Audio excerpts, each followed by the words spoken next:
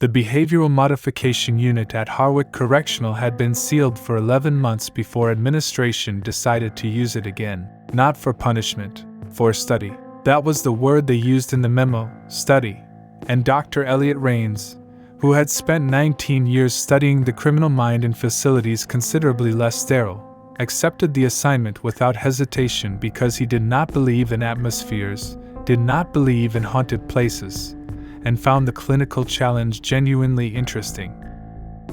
The unit had been designed in the 90s by an architect who believed that total acoustic isolation would reduce inmate aggression. The walls were composite, concrete core, acoustic foam layer, a second concrete skin, rated to absorb 98% of transmitted sound. The cells were arranged in a single corridor, 6 units, each sealed by a door with no window and a food slot that locked from the outside. Inmates could not see each other. According to every acoustic specification on record, they could not hear each other either. Rains had reviewed the file of each of the unit's 5 current occupants before his first visit. Career criminals mostly, one convicted arsonist, one man who had killed his business partner with a methodical patience the prosecution found more disturbing than the act itself. And in the cell at the corridor's far end, cell 6, a man named Henry Crew, convicted of a crime the file described in clean legal language that somehow made it worse. Crew had been in the unit longer than the others, 8 months, transferred from a facility in the northern part of the state after what his previous institution's report called an unspecified behavioral incident involving other patients. The previous institution's psychiatrist had submitted a single additional note, handwritten, clipped to the back of the file behind the formal documentation. It said, "Do not let him learn your name." Rains had read this, considered it, and filed it under the category he maintained for unprofessional conduct by colleagues. He had a clinical vocabulary for what that note represented: transference, projection, the occupational hazard of spending too long in close proximity to genuinely disordered minds. He picked up his recorder and his notebook and walked into the corridor. Night 1.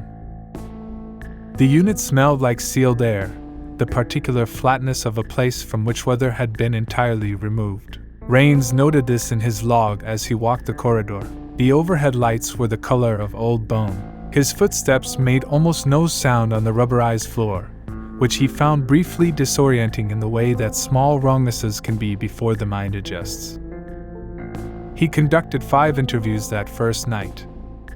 Standard intake assessments, establishing baseline cognition, testing for medication compliance, charting mood. The first 3 inmates were unremarkable. The fourth, the arsonist named Pete Salter, was cooperative until the end of the session, when he looked at the wall of his cell the way a person looks at a window and said without particular emotion, "He does your voice really well."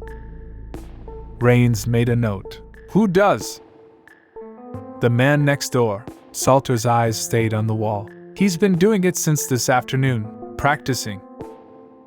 Rains looked at his room assignments. Salter was in cell 4. Cell 5 was the business partner killer, a quiet and cooperative man named Daves. Cell 6 was Crew. "What does the voice say?" Rains asked. Salter looked at him then. "Things you haven't said yet." Rains wrote this down, diagnosed it as auditory hallucination consistent with documented paranoid ideation, and moved to cell 5.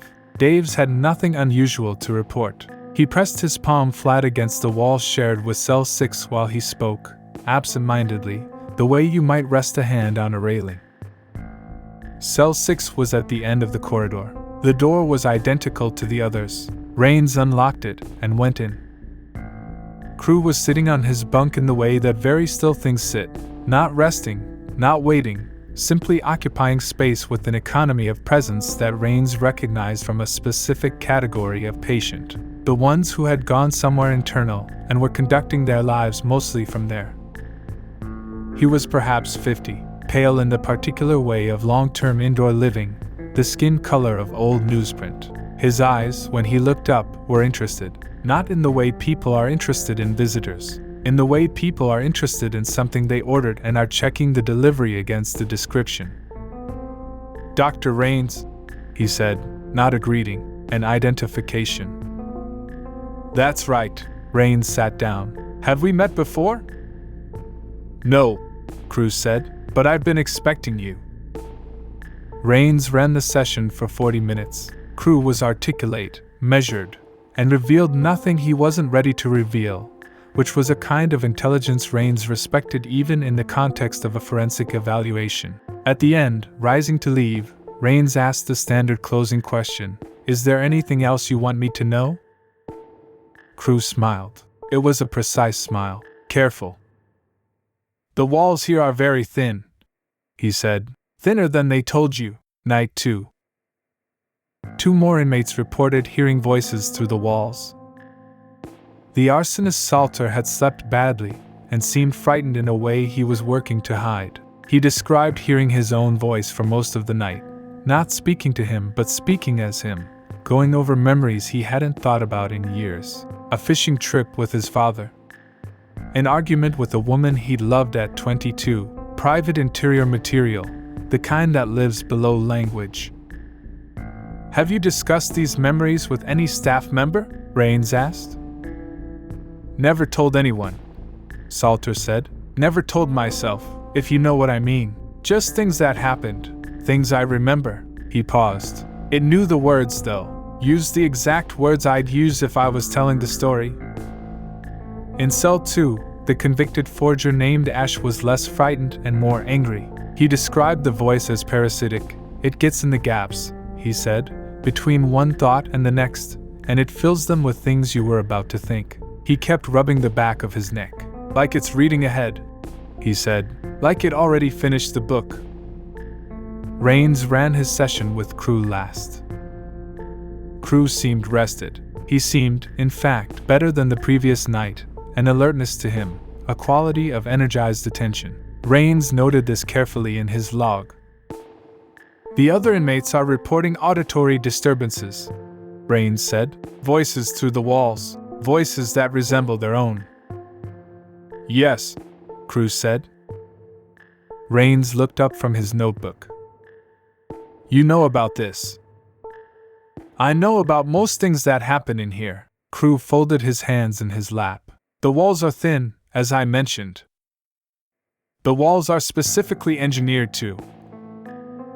"I know what they're engineered to do," he said it without dismissiveness. Patient correction. "That's not the same as what they do." Rains drove home at 1 a.m. through empty roads and noted, pulling into his driveway, that he had been gripping the steering wheel with both hands the entire way without being aware of it. He sat in the parked car for a while. Through the windshield the night was ordinary, suburban houses, orange streetlights, the neighbor's cat crossing the road, the normal world going about its normal business. He went inside. He had a drink. He sat at his desk and opened his notes and found, at the bottom of his session documentation for Cruz, 3 lines he had no memory of writing. The handwriting was his. The words described a memory from his childhood, a specific afternoon, the smell of a particular room, something that had happened that he had not thought about in. He sat very still, calculating, 31 years. He looked at the words for a long time. He went to bed and told himself he'd written it during a moment of distraction. He told himself this clearly and with conviction until he fell asleep. Night 3. Salter refused to speak during his session. He sat facing the wall shared with cell 5 and kept his hands pressed flat against his thighs. When Rains asked if he was all right, Salter said, "It's not the man next door anymore. It moved." "What moved?" "The voice." He touched the wall beside him. "It's in this one now." The cell on Salter's other side was empty. Dave's in cell 5 had stopped pressing his palm against the wall. He sat as far from the wall shared with Cruz as the cell allowed and spoke in a low, rapid way, as if trying to say everything before something interrupted him. He said the voice had started finishing his sentences before he could. Not the ones he spoke, the ones he formed internally, the ones that never reached his mouth. "I've been trying not to think," he said. "Since last night I've been trying not to think because every time I have a thought it gets..." He stopped, started again. It gets there first. Rains went to Crew. He sat down and opened his notebook and looked at Crew and understood, with the cold clarity of a man trained to trust his observations, that something in this cell was different tonight, not the room. Crew. The quality of his attention had changed. It had been interested before, the attention of a man observing something expected. Now it was the attention of a man watching something develop, like a photograph coming up in the developer tray, like a thing resolving into focus. "Shall we talk about what's happening?" Rains said. "We could," Crew said. "What do you think is happening?" "The inmates are experiencing shared auditory hallucinations with a specific theme, the intrusion of their own internal voice. I think you're the origin point. I think you're doing something, communicating in a way that exploits some acoustic property I haven't identified yet, and I think it's deliberately disordering the other inmates." Crew listened to this with evident pleasure. "That's a good theory," he said. "What would change your mind?" "Evidence." "What if the evidence," Crew said, "is something only you could verify?" Rains drove home at 1:30 a.m. On the empty highway, he turned the radio off and drove in silence, and somewhere around the halfway point he became aware of a sound that wasn't quite a sound, more the sense of a sound, just below the threshold of hearing, like a tone felt in the chest rather than heard by the ears. He turned the radio back on. Night 4. Salter had moved his mattress to the center of the cell. He was sitting on it cross-legged, maintaining equal distance from all four walls, when Rains came in. He looked exhausted and alert in the way of someone who has not slept and whose body has compensated for this with a kind of raw nervous energy that cannot be sustained. "It knows about my daughter," Salter said before Rains sat down. "Private things, things I never wrote down, things I never said to anyone." Rains looked at him. "What things specifically?" Salter shook his head. "Things a voice in the wall shouldn't know." Rains skipped cells 2 and 3. He went directly to Crew. This decision, he would think about later. The clinical justification was clear. If Crew was the origin point, concentrated time with Crew was the most efficient use of the session. But underneath the clinical justification was something else, something he had been professionally ignoring for 3 nights, which was the quality of relief he felt when moving towards cell 6 instead of away from it. As if there was something in that direction he needed.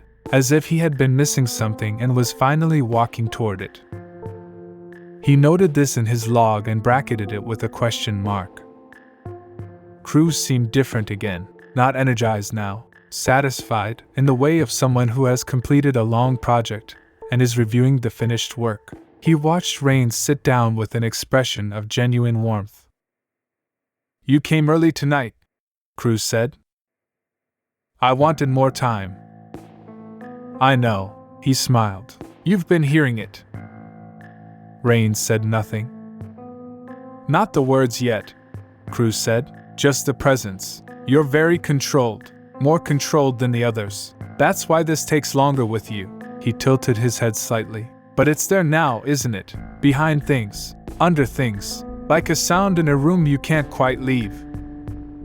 Rains closed his notebook. He looked at Crew with all of the clinical distance he had trained himself to maintain over 19 years and felt it doing very little. "What are you?" he asked. He hadn't planned to ask this. He asked it the way you ask a question that has been sitting in your chest all evening, pressing upward. Crew considered this genuinely, as if it were a fair question that deserved a fair answer. "Something that learns," he said finally. "Something that needs to know what you know, feel what you felt, remember what you remember." He paused. "The walls are thin, Dr. Rains. They've always been thin. I've been listening to you since the first night. You're almost full." The drive home took 40 minutes. Rains sat in his driveway for a long time before going inside. He poured a drink he didn't touch. He sat at his desk and opened his notebook to a fresh page with the intention of documenting the session in full. He wrote for a long time. When he read it back, the first 2 paragraphs were his own notes. clinical and precise. The rest was something else, not another language. His language, his exact vocabulary, his sentence constructions, his habitual punctuation. But the content was himself, memories, fears, private convictions he had never shared, the interior material of a life carefully kept separate from his work. He read it, and felt the strange horror of hearing a recording of your own voice and not quite recognizing it. He did not go back the following day. He spent the daylight hours writing his resignation, walking through his apartment, trying to identify when exactly it had started feeling like a place he was visiting. He called his sister and talked about nothing. He ate without tasting. He went to bed early. At 2 a.m. he woke. The apartment was quiet. The apartment had always been quiet, but lying in the dark he became aware of the silence in a new way, not as absence but as surface. The way a wall is a surface, the way a wall can be thin. He got up, he dressed, he drove back to Harwick. He told himself he drove back to complete his documentation. He told himself this clearly and with conviction and parked the car and walked inside and did not look at what he was telling himself too carefully. The way you do not look directly at something you know you'll find if you look. Night 5. He did not interview the others. He walked the corridor with its bone-colored lights and its flat dead air and its silence that had weight now, that pressed, and he stopped at cell 6 and unlocked the door and went in. Crew was awake. He was sitting on his bunk with his hands folded in his lap and he looked at Rains with an expression of complete recognition, the expression of someone who has been waiting and knows the wait is finished. Rains sat down. From somewhere inside the walls, from everywhere inside the walls, from the composite layers of concrete and foam and concrete that were rated to absorb 98% of transmitted sound, his own voice came back to him. Not words he had spoken, words he had thought, was thinking, would think. The private running monologue of a conscious mind laid open and read aloud in the flat silence of a sealed room. He sat in it, he listened. After a long time he stopped reaching for his notebook. Crew said nothing. There was no need. The voice in the walls said everything. 3 weeks later, administration opened a file on Dr. Elliot Rains. His session notes from the final visit were thorough, detailed, and completely coherent. Every clinical box properly filled. His conclusions regarding the inmates' shared auditory phenomena were methodical and well-reasoned and proposed 3 testable hypotheses. It was, by every professional measure, excellent work. The last entry, dated the morning after his 5th night in the unit, was a single line. The walls here are very thin. His resignation letter was never found. His car was in the facility lot. The corridor camera showed him entering cell 6 at 2:17 a.m. and showed Crew seated on his bunk, alone, at 2:18 a.m. and at every subsequent timestamp through the morning. Cell 6 contained 1 occupant. Harwick's director noted in his incident report that the camera system had likely malfunctioned. Henry Crew, interviewed the following day, was cooperative and engaged. He seemed, staff reported, unusually well-rested. He asked, before the session ended, whether they might be sending someone new. He said he very much enjoyed the conversations.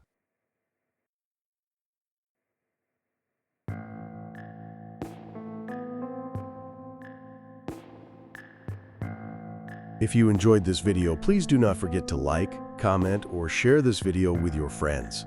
Subscribe to our channel to hear more stories like this one.